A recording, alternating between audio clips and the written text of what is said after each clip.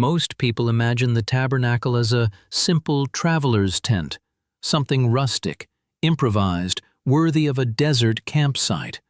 But get ready. What that people built out there surpasses the capability of many modern construction companies.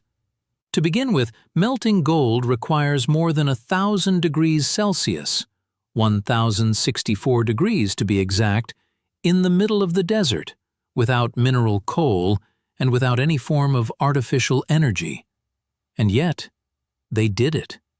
In this video, you will understand the daily life of those who built the tabernacle, how they endured 40-degree desert heat and more than 1,000 degree from the furnaces with no cold water, no modern tools, and no rest.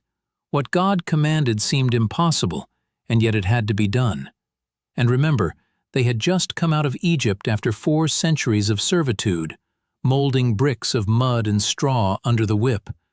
They knew how to build, yes, but they built storage houses for pharaohs. Now, what the Lord commanded Moses on top of Sinai had nothing to do with a warehouse or a barn. God asked for a mobile sanctuary where His presence would dwell among the people. It wasn't a crude stone project. It was the work of a goldsmith, the work of an artist, the work of millimetric precision. Fabrics woven with threads of gold, bases of solid silver, furniture of wood overlaid with gold, all following exact measurements. Nothing there could be improvised. Every detail had to match the pattern shown on the mountain. And then the first great mystery arises. Where did so much wealth come from in the middle of the desert? The answer is in Exodus itself.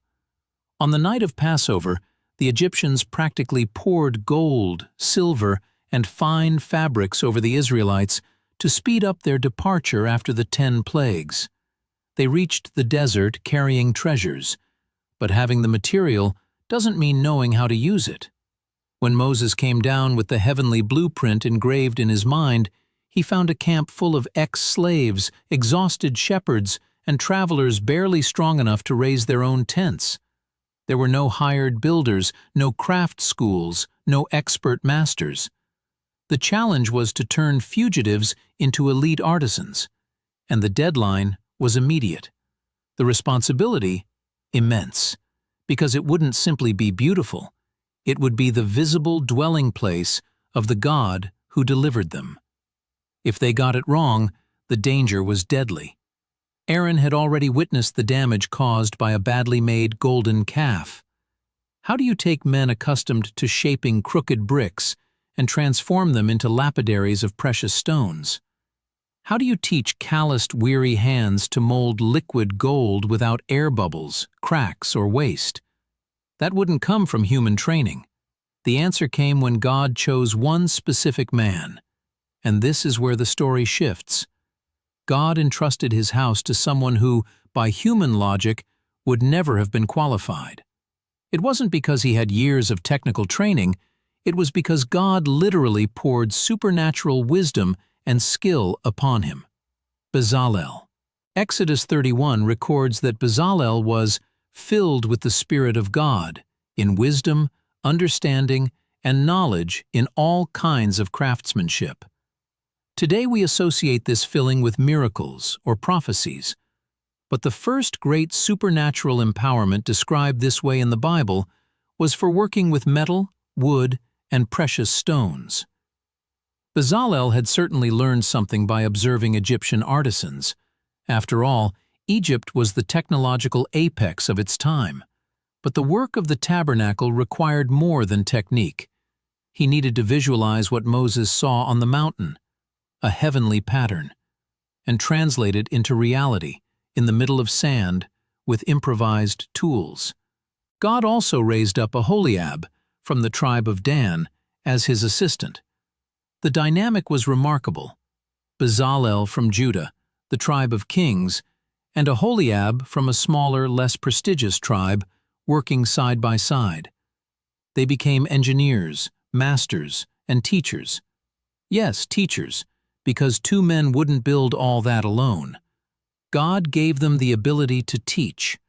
They had to create, literally, a technical school in the middle of the dunes, to train men who only knew brute labor to develop sensitivity in their hands, to teach the difference between breaking a stone and sculpting one, between kneading clay and pouring gold without causing cracks.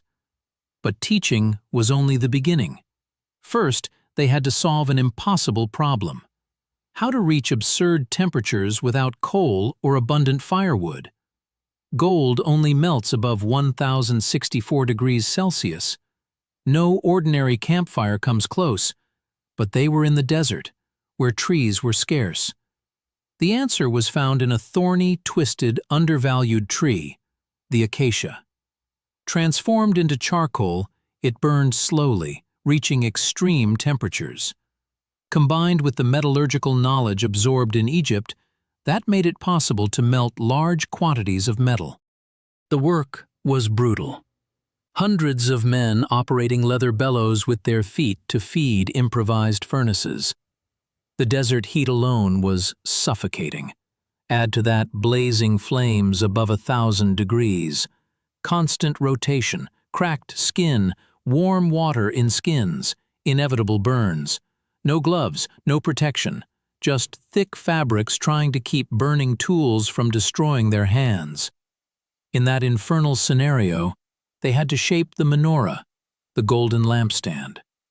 Exodus 25 demanded something terrifying. It had to be hammered out of a single piece of pure gold, about 35 kilograms. One wrong strike, and everything had to be melted down and restarted. Meanwhile, the structure of the tabernacle depended on the most unlikely tree, acacia. Twisted, full of thorns, hard to cut, but nearly indestructible. It didn't rot, didn't split, and resisted like no other. God ordered that this wood be used, not cedar, not oak, but desert acacia. Turning crooked logs into perfect boards required strength and patience. Each board was about 4.5 meters tall. Primitive tools, bronze saws and planes, and entire days of labor. Hands full of splinters. Exhausted muscles, simple food, relentless rhythm. And the most fascinating part: after they were ready, the boards were overlaid with gold. The tough wood was hidden, supporting the visible glory. Something rough became sacred. But how do you keep everything standing without deep foundations? The tabernacle had to be assembled and disassembled whenever the cloud of God moved. The solution? Pure silver bases, each about 35 kilograms. They worked like heavy sockets into which the boards fit with double pegs. Stability came from weight, not anchoring. Crossbars overlaid with gold locked everything together, turning dozens of pieces into a single rigid structure. And it worked. The first assembly stood solid, firm, imposing, and the inside still needed to impress. To create the appearance of a sky inside the tent, color was essential. And achieving color in the desert cost literally the price of precious metals. The deep blue, royal purple, and vivid red came from specific mollusks and worms, some crushed one by one. Fine fabrics dyed with rare colors, likely brought from Egypt through the spoils.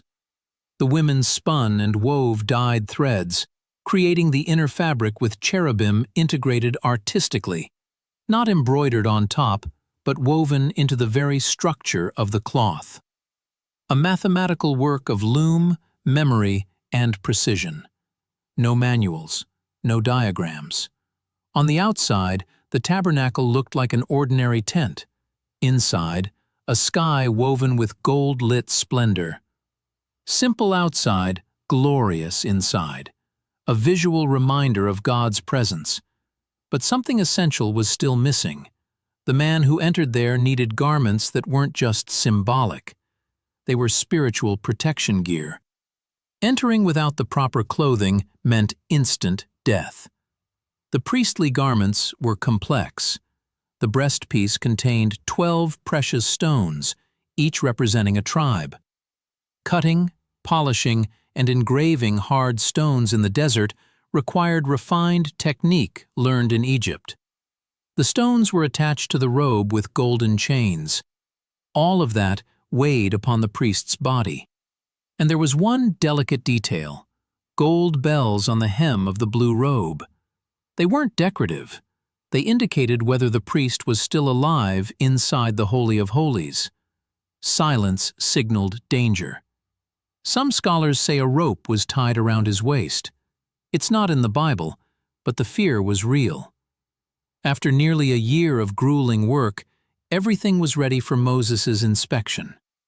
Exodus 39 describes each item reviewed, checked, approved. Then the great day came. The bases were set on the sand, the boards lifted, the crossbars fitted, the layers of the tent spread out. The ark placed in the most holy place, the bread arranged, the incense burned, the lampstand lit. Everything was done as the Lord commanded. Now, only the divine response was missing. The people waited outside when something extraordinary happened. A cloud descended and covered the tabernacle so intensely that not even Moses could enter.